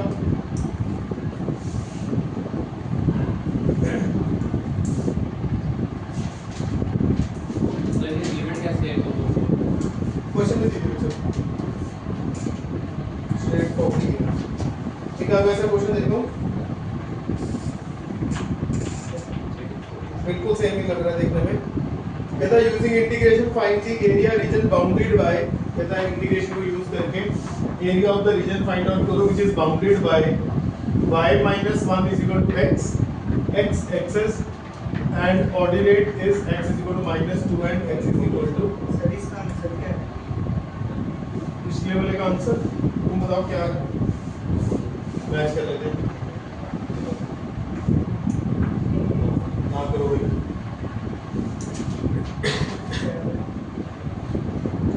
इसका आंसर हो गया 5 square units.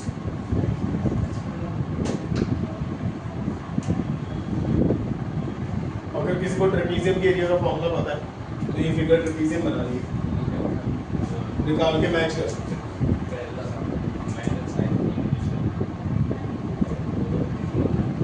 Half into sum of parallel sides into height. तो पैरेलल साइड्स की पहले इसकी लेंथ निकालनी पड़ेगी, x को 2 पुट करके y आएगा, x को 4 पुट करके y आएगा। फिर वो सिर्फ एक मैच करने के लिए दोबारा आपका इसका आंसर 5 आ रहा है।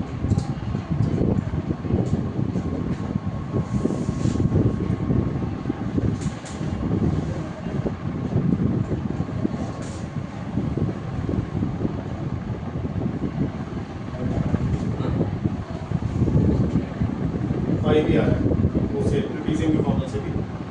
Half into sum of parallel sides, ये लेंथ बन रही है 3, ये लेंथ बन रही है 2, ठीक है। सम ऑफ पैरेलल साइड होगी 5, हाइट कितनी है, हाइट मतलब ये पैरेलल लाइंस के बीच का डिस्टेंस, ये कटिंग वटिंग करके 5 दिया।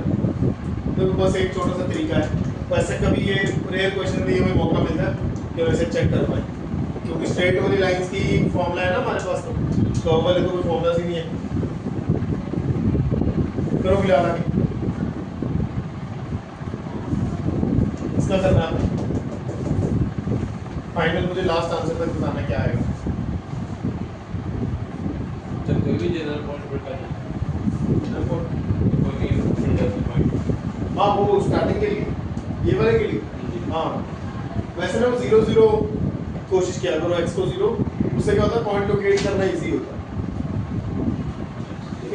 अगर 0 0 से ना बात बने, आपको लगे कुछ और रिक्वायर्ड है, कोई इंटीग्रेशन लगी x की इंटीग्रेशन लगी x से बाय 2, सर बस फिर अपने मैच सर ये स्टार था क्या है।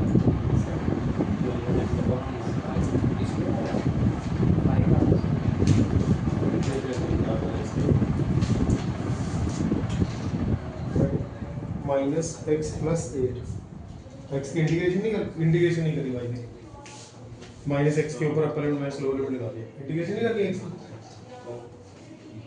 एप्लीकेशन ऑफ इंटीग्रेशन नहीं करी।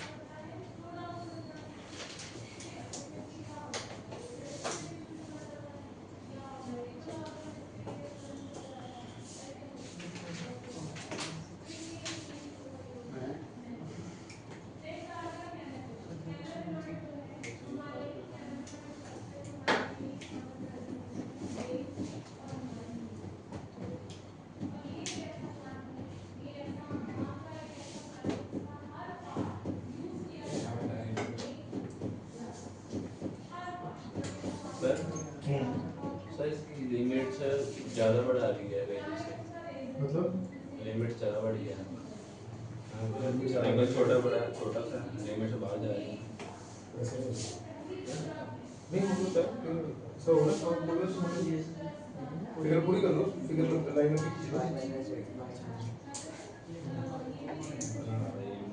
ऐसे बना दो, कोई बात नहीं, फिगर बनाता हूँ, ऐसा आना कोई गलत नहीं है। देख लेते हैं क्या कर कैसे हैंडल करना है इसको।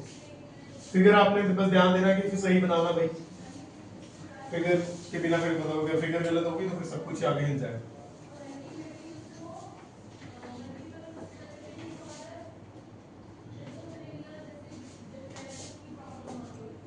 y is equal to x plus 1, डब्बा बनाया x और y, x को रखा 0, y को आया 1, y को रखा 0 तो x आया -1, x 0 y 1, ठीक है, y 0 x minus sir x -1 आएगा ना?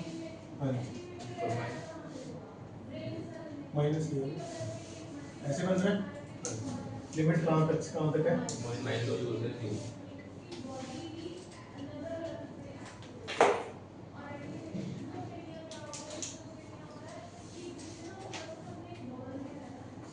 देखो ये ड्रॉ करना पड़ेगा। उसने क्या बोला था, कहता इस लाइन और एक्स एक्सिस के बीच का डिस्टेंस ये रही लाइन, ठीक है, और इसका और एक्स एक्सिस के बीच का डिस्टेंस बताओ। हम अब तक हम ये एरिया निकालते थे, ये वाला एरिया, ठीक है। वो कहता अब ये भी तो एरिया इस लाइन और एक्स एक्सिस के बीच का है। यहां से देखो ये एरिया और ये, अब एक बार मैं इसको हटा रहा हूँ, इसने कुछ खास सिग्निफिकेंस नहीं दिखाना अपना। मुझे एक ये दिखाई दे रहा है, एक ये दिखाई दे रहा है, मुझे दोनों का एरिया चाहिए। आप लोग ये समझे ये क्या किया, उसने बोला था लाइन और एक्स एक्सिस, उसने कुछ ऊपर नीचे नहीं बोला, उसने बोला लाइन एट एक्स एक्सिस, ये पूरी लाइन है, इसके नीचे एक्स एक्सिस ये है। अगर लाइन का ये वाला हिस्सा देखोगे तो इस लाइन और एक्स एक्सिस के बीच में जो एरिया रीजन बनेगा ये वाला बनेगा। ये वाली चीज समझना बहुत आसान है, ये वाली चीज समझने में थोड़ी मेहनत लगेगी। इस लाइन और इस एक्स एक्सिस के बीच में जो एरिया बनेगा यही वाला बनेगा एरिया। बोलो कुछ, हाँ या ना, ऐसे ही होगा, पक्की बात है। अच्छा, ये वाला एरिया निकालना बिल्कुल मुश्किल नहीं है, बहुत ज्यादा आसान है। ये y ये dx, मैं पहले एरिया बांट लेता हूँ। मुझे दो एरिया निकालने पड़ेंगे, एक निकालूंगा मैं -2 से लेकर -1 तक का, ठीक है, क्योंकि ये एक्स एक्सिस के नीचे है। एक एरिया मैं निकाल दूंगा -1 से लेकर 3 तक का। याद है हमें डेफिनेट इंटीग्रेशन अलाउ करता है कि अगर आपने -2 से लेकर 3 तक जाना है, अगर आप किसी पॉइंट पे रुकना चाहते हो तो रुक सकते हो, वहां से आगे कंटिन्यू कर सकते हो। वहां पे ये चीज उतनी कन्विंसिंग नहीं लगती कि यार रुकना ही क्यों है। वो रुकना इसलिए है क्योंकि उससे पहले फंक्शन कुछ और है, बाद में फंक्शन कुछ और है। समझ में आ रही है बात? अच्छा, -1 to 3, अभी फिलहाल मैं इसकी बात करता हूँ जो सिंपल और इजी टू अंडरस्टैंड है। y dx करना है, y dx कर लिया, ठीक है। इसका स्टार्टिंग पॉइंट -1 है, एंडिंग पॉइंट 3 है, क्लियर है। कर्व तो कर्व क्या है, x + 1, ये थी ना कर्व, 1 को उधर ले जाओ तो y क्या बन गया, x + 1। इसको तो कर लोगे सिंपली इंटीग्रेट, कोई समस्या नहीं।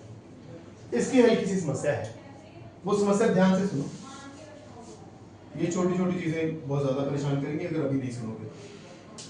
इसका dx तो dx ही, इसका y ये होगा -2 को -1। मुझे एक चीज बताओ, मैंने इस पूरी चीज में एक चीज गलत लिखी है, वो क्या गलत? -y। ये -y लिखना पड़ेगा ना, y अगर ये है तो नीचे की तरफ तो -y नहीं होगा। नहीं एरिया वो, हाँ बिल्कुल सही बात, ये चीज है कि एरिया नेगेटिव आएगा, वो करते हैं हैंडल उसको, ठीक है। करके देखो इसको, y क्या होगा, -(x) -1 -x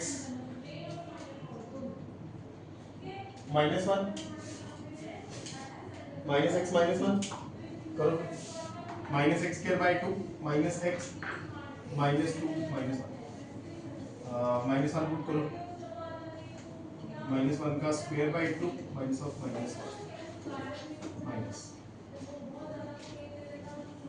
-2 पुट करो। ये माइनस को कॉमन ही ना निकाल दे बाहर, ऐसे बीच में घूम रहा है, काम का इतने माइनस हो गए। पता लग रहा है क्या करूँ, माइनस कॉमन ले लिया, माइनस वन के साथ करते हैं, माइनस कॉमन ले लिया, ये पड़ा माइनस, जो कॉमन लिया है ऐसे माइनस, दो लिमिट पुट करो, -2 का स्क्वायर बाय 2 -2,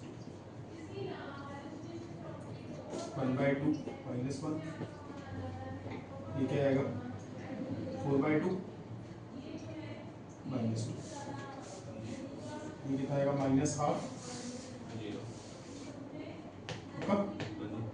ठीक है। देखो ओवरऑल एंड तक आते आते एरिया आप पॉजिटिव में कन्वर्ट हो गया, जो मैं बताना चाह रहा था पॉजिटिव में कन्वर्ट हो गया, बस ठीक है। नो डाउट शुरू में वो नेगेटिव वाई लेता है, बट नेगेटिव तो फंक्शन की नेगेटिविटी है ना, area automatically will take care of, area positive ही है, समझ में आ रही बात।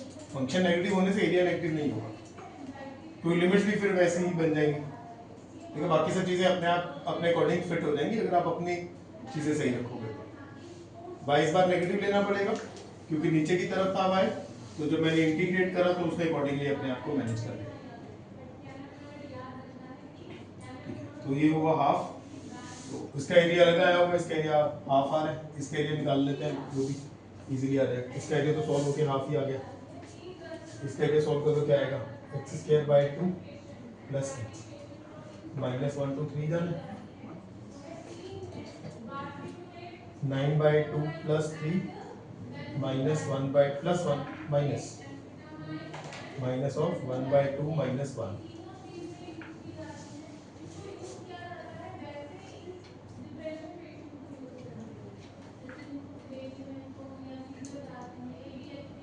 प्लस 1 है ना, 1 अच्छा -1 हो जाएगा क्योंकि नेगेटिव नंबर, ठीक है। 9/2 प्लस 3 -12 प्लस 1,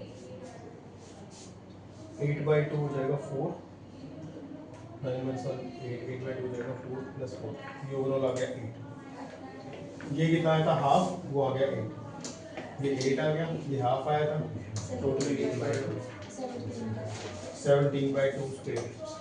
इसको भी चेक करने का तरीका है, ये आ गया आंसर आ जाएगा पक्का, ज्यादा मुश्किल तो नहीं। ये चीजें तो भाई प्रैक्टिस से ही पता चलेगी, एक साथ में सब कुछ बता भी दूंगा तो याद नहीं रहेगा, जैसे जैसे अगला क्वेश्चन करेगा वैसे वैसे तुम्हें पता लगता रहेगा कि क्या क्या चीजें इसमें वो डिफरेंट कर सकता है हमारे लिए। ये ठीक है यहाँ तक बात भाई। मैं कहता इसका एरिया वेरीफाई हो सकता है क्योंकि स्ट्रेट लाइन है, स्ट्रेट लाइन की एरिया वेरीफाई कर पाते हैं। ये ट्रायंगल है, ट्रायंगल का एरिया क्या होता है, बेस कितना है, ये ले 1 2 3 4 यूनिट का बेस है, हाइट कितनी है निकालनी पड़ेगी, x की वैल्यू 3 इसमें पुट करके 4 है, ठीक है। हाफ इंटू बेस डिवाइड करो 8 ही आया, इसका 1 है भाई, 2 यूनिट देखो ना कितने यूनिट्स, कितने एक ही यूनिट, ठीक है। ये 2 यूनिट्स है, यूनिट्स कितने 1। आइए देखो हाइट, सॉरी हाँ यही होगी ना, ये बेस ये हाइट, हाइट के लिए -2 पुट करो इसमें,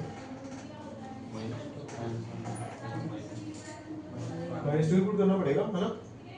y की वैल्यू कितनी आ जाएगी -1, लेंथ वाइज कितनी होगी क्योंकि ट्रायंगल के लिए जनरली निकाल रहे हैं ना, तो जनरली वो माइनस तो रिप्रेजेंट कर रहा है कि नीचे की तरफ है, बट उसकी लेंथ तो 1 नहीं हुई बच्चे, हमें ये हाइट चाहिए ना, ये लेंथ कैसे आएगी ये वाली, ये y कोऑर्डिनेट नहीं बनेगी इसका, बेस तो हाफ है, बेस तो 1 है, ये हाफ है, बेस तो 1 है, 1 है, हाइट निकालनी पड़ेगी ना। हाँ जी, x की वैल्यू -2 पुट करोगे आप इसमें, नहीं करोगे, 1 ही बोल रहे भाई 1 की पुट करोगे, स्टोरी -1 से रुक जा 0 -1 ये -2 हाँ जी, है ना। अब तो ये ट्रायंगल है, ये ट्रायंगल में ये हाइट का काम कर रहा है, ये बेस का काम कर रहा है, हाँ जी, this is height this is base, agree. अब ये वाली लेंथ कैसे आएगी, ये वाली लेंथ y कोऑर्डिनेट है इस पॉइंट का, हाँ जी, y कोऑर्डिनेट कैसे आता है जब x कोऑर्डिनेट को आप फंक्शन में पुट करो, नहीं 1 नहीं, ये तो नहीं पुट करना मैंने तो ये कोऑर्डिनेट पुट करना है ताकि ये लेंथ आ पाए, ठीक है। तो ये वाली लेंथ आ रही है 1, ये भी 1 ये भी 1, हाफ इनटू बेस डिवाइड करो, हाफ इनटू बेस डिवाइड करो हाफ ही आ जाएगा, हाफ ही आया, हाफ ही आया। ठीक है, ये सब वेरिफिकेशन कभी कभी होती है। ठीक है, स्ट्रेट लाइन वाले क्वेश्चन में भी जरूरी नहीं कि हुई हो, बाय चांस हो रही है तो कर लिया हमने। ठीक है, नहीं तो जो आंसर आया उसी को एक्सेप्ट करना पड़ेगा। चेक करने का तरीका नहीं है कोई कि हम सही जा रहे हैं कि गलत जा रहे हैं। कहीं चेक हो जाए तो बहुत अच्छी बात। ये क्वेश्चन करो आप। x square upon 4 plus y square upon 9 काफी सेम हो जाएगा। लेट मी सी अगर कुछ होता है सभी को चलेगा उससे से। अच्छा, आप लोगों को मॉड के बारे में थोड़ी बहुत जानकारी है ना? मॉड की वो आती है बनाना, ग्राफ बनाना था मॉड का। कल से जो हम काम करेंगे, कल से जो हमारा टारगेट होगा वो ये सीखना होगा कि कल से जो हम काम करना शुरू कर देंगे। आज तो एक आपको मैंने इंट्रोडक्शन दे दिया चैप्टर का। ठीक है, आपको थोड़ा बहुत पता लग गया कि ये 4 पार्ट्स होते हैं। जैसे मैंने बोला सबसे डिफिकल्ट काम होगा ये क्यों डिफिकल्ट होगा? फिगर अब तो देना बहुत प्यारी प्यारी, आपको देख के सब पता है कैसे फिगर बनानी है। आगे जो फिगर देगा हमें नहीं पता होगी कैसे बनानी है। ठीक है, तो वो हम वो सीखेंगे, उसको बोलते हैं कर्व स्केचिंग। फिगर एक मतलब सिंपल वर्ड है, कर्व स्केचिंग एक फैंसी वर्ड है, काम एक ही है, फिगर बनाना। ठीक है, कर्व स्केचिंग का मतलब है स्केच करना कर्व को। आप इक्वेशन देखो उसके लिए आपके कर्व स्केचिंग करो। तो अभी जैसे तो simple parabola, circle, ellipse, hyperbola, ये ऐसी चीजें हैं। स्ट्रेट लाइन होगी, 5 ऐसी चीजें हैं जो हमने 11th में पढ़ रखी है, हमें बहुत अच्छे से पता है। अगर आपने कॉनिक सेक्शन अच्छे से पढ़ा हुआ तो आपको पता है कि कौन सी फिगर कैसे बनानी है। पर अब जो आगे आगे चीजें करेगा वो हल्की हल्की डिफिकल्ट होती जाएंगी। आपको हो सकता है वो पहले से ना पता हो, तो आपको कुछ 8-10 ही ज्यादा, बहुत ज्यादा नहीं है, 8-10 ही फंक्शन ऐसे हैं जो याद करने पड़ेंगे कि इनके ग्राफ्स कैसे बनते हैं, ताकि जब वो क्वेश्चन में पूछे तो हम उसकी कर्व स्केच कर पाए, हम उसकी फिगर बना पाए। ठीक है, अभी तो फिलहाल मैं उतना मतलब वो नहीं कर रहा हूँ। फिलहाल मैं तुमसे ये पूछ रहा हूँ कि ये पता है कि x + 5, उसने क्वेश्चन क्या दिया, +5 या -5, x - 5 का ग्राफ कैसे बनेगा? बताया वो मैंने बहुत बार बताया वो कि मॉड का ग्राफ कैसे बनता है। v बनता है, हाँ बिल्कुल ऐसे ही बनता है, v शेप का बनता है। बट वो v का कॉर्नर पॉइंट कहाँ आता है वो इम्पोर्टेंट है ना। वो v का जो ये बेस वाला पॉइंट है, कॉर्नर पॉइंट है, वो कहाँ आता है? नहीं, हर बार ओरिजिन भी नहीं आता, वो आता है वहां पे जहां पे मॉड 0 बनेगा, मॉड 0 बनेगा, नॉट x 0, मॉड 0 बनेगा। मॉड कहां किस वैल्यू के लिए 0 बनेगा? 5 के लिए। मॉड किस वैल्यू के लिए 0 बनेगा? 5 के लिए। बाकी बात है 1 2 3 4 5 ऐसे बनेगा। ठीक है, तो जैसे अब हम कर रहे हैं इसको कर्व स्केचिंग बोलते हैं कि मैंने अपनी इक्वेशन को देख के कर्व बनाने की कोशिश की कि कर्व ऐसे बने। ठीक है, बोलते हैं ज्यादा स्मार्ट बनता और उसकी लिमिट उसने बोली है 0 से 1, लिमिट उसने बोली है 0 से 1, तो मतलब आपको ये एरिया निकालना है। ये है बोलो कह रहा कुछ ऊपर क्या एरिया कह रहा था? सर वो ग्राफ के ऊपर वाला ये देखिए, ग्राफ के ऊपर वाला इसमें ग्राफ के ऊपर वाला एरिया देखिए, नीचे वाला देखेंगे area under the curve. Topic का नाम इसके साथ ब्रैकेट में लिख लेना, एरिया अंडर द कर्व। सारा काम अंदर ही होना है, कुछ अबव नहीं जाना। ठीक है, अबव गए थे पिछले क्वेश्चन में तो नेगेटिव करना पड़ा ना हमें उसको। पिछले क्वेश्चन में गए थे ना अबव, ये एरिया आ रहा था नीचे, नीचे आ रहा था ना एरिया, इसमें हम अबव जा रहे थे, लाइन से अबव जा रहे थे, एरिया वाइज लाइन से अबव जा रहे थे। अबव गए तो नेगेटिव किया, क्यों? क्योंकि हमें एरिया अंडर ही चाहिए। एरिया इज ऑलवेज, जो इंटीग्रेशन की अपनी भी कुछ लिमिटेशन है ना, इंटीग्रेशन क्या था कि मैं एरिया दे सकता हूँ बट जो भी कर्व तुम मुझे दोगे उसके अंडर अंडर एरिया दे सकता हूँ। ठीक है, अगर अबव का एरिया चाहिए तो नेगेटिव करो, इन शॉर्ट एरिया अंडर का ही देगा वो। ठीक है, अच्छा अब आप मुझे ये बताओगे कि इस लाइन की इक्वेशन क्या है, इस लाइन की इक्वेशन क्या है? पता ना, मॉड को ब्रेक ही कर सकते हैं, मॉड का अपना तो कुछ नहीं होता, मॉड को तो 2 लाइन में हमने ब्रेक किया। इसकी इक्वेशन क्या होगी? x - इसकी तो होगी x - 5। इसकी क्या होगी? माइनस ये तो हम तो कम आ रहे हो ना, अपने आप लिखनी पड़ती है, शायद हम ये नहीं लिखते, पता कि नहीं पता। 5 से पहले पहले मॉड हट के नेगेटिव देगा, 5 के बाद मॉड हट के पॉजिटिव देगा। नहीं, याद करो, कुछ ऐसा करा हुआ है हमने, x माइनस 5 मॉड, ये ऐसे होता है इजी। अगर x लेस देन 5 हुआ तो बनेगा माइनस एक्स माइनस 5, ऐसे x ग्रेटर देन 5 हुआ तो बनेगा प्लस x माइनस 5, ऐसे किया हुआ हमने? नहीं पक्का? इसको ओपन करोगे तो माइनस एक्स प्लस 5 ही बनेगा। अरमान समझ में आ रहा है क्या बोल रहा हूँ मैं? तो अब मेरी जो y बनेगा, y will be minus x plus 5, limit हो गई 0 to 1, फंक्शन हो गया माइनस एक्स प्लस 5, इंटीग्रेट कर लेंगे, we will get our answer. ठीक लग रहा है? थोड़ा सा मुश्किल होगा ना, कर्व के ऊपर ही है। अगर आपको कर्व की नॉलेज बहुत अच्छे से है, कर्व का प्रॉब्लम है, इंटीग्रेशन का थोड़ी प्रॉब्लम है। ये नहीं पता कि इसको क्या करना, उसको क्या करना है, कर्व्स का ही प्रॉब्लम है। कोई बात नहीं, उसके ऊपर वर्क करेंगे बहुत ज्यादा। जिस दिन आप कर्व स्केचिंग सीख जाओगे, फिर ये सब चीजें बहुत ज्यादा आसान हो जाएंगी। बचे क्या, बस फिगर ही बनाना मुश्किल काम है, लिमिट्स आपको दिखाई दे रही हैं, उसके बाद लिमिट्स ही बनाना काम होता है। इंटीग्रेशन कभी परेशान करेगी ही नहीं, इंटीग्रेशन कभी परेशान करेगी ही नहीं, इंटीग्रेशन कभी परेशान करेगी ही नहीं। सर इसमें दोनों लाइंस का एरिया निकालेंगे। नहीं बच्चे, उसने देख, वैसे तो ये भी लाइन है, ये भी लाइन है, उसने रीजन आइडेंटिफाई कर दिया कि इतना ही रीजन लेना है आपने, तो वो रीजन की जो y है वो तो यही आ रहा बस। अगर उसका रीजन होता 0 से लेकर मान ले 10 तक, तो मैं 0 से 5 के लिए ये कर्व लेता, 5 के आगे के लिए ये कर्व लेता, ब्रेक कर लेता अपने ग्राफ को, फंक्शन को 0 to 5, 5 to 10, समझिए? तो वो y फिगर देख के ही हमें पता चलेगा कि क्या y लेना है, फिगर देख के ही हमें पता चलेगा कि क्या y लेना है।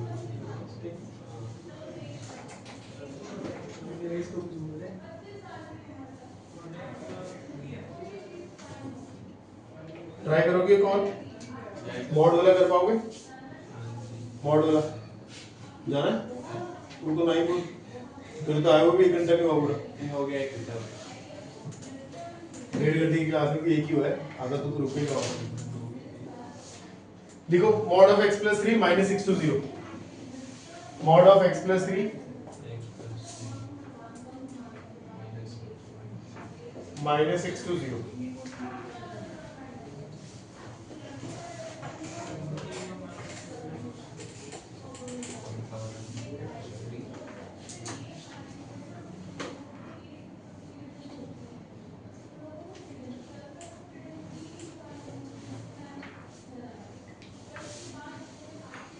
सर इसके दो प्लस करने पड़ेंगे, x से लेकर -6 से -3, फिर -0 तक। चलो से इधर ना, दो फंक्शन और करके ठीक करेंगे।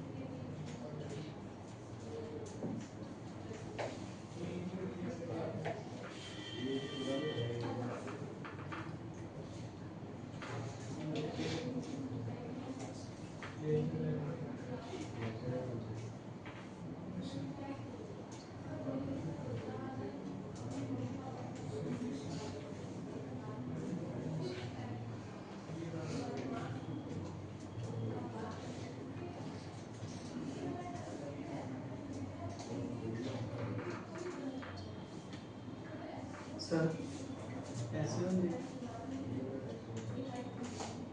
भाई x माइनस 3 होगा, तो मैं माइनस 3 कर दिया, ऐसे x को -3 करना था ना, x के -3 होने पे y वो 0 बन रहा है मॉड की, y के -3 होने पे x को -3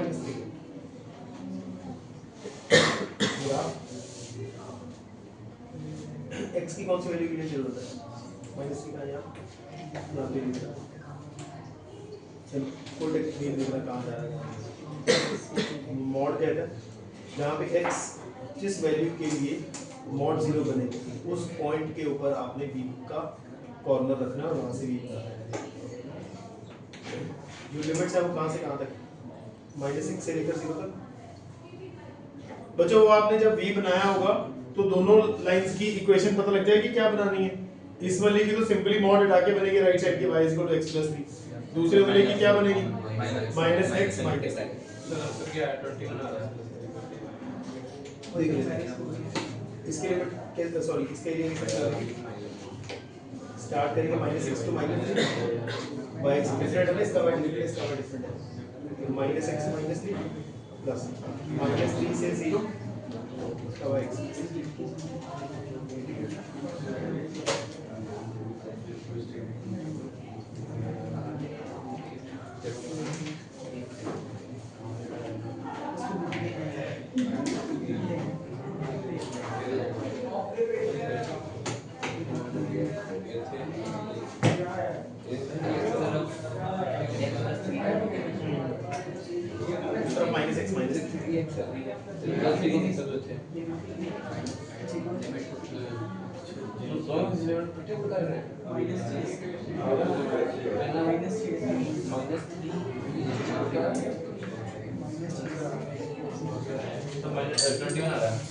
हाँ जी वो वैसे कर लो ट्रायंगल के लिए सेम आ रहा है सर नेगेटिव आई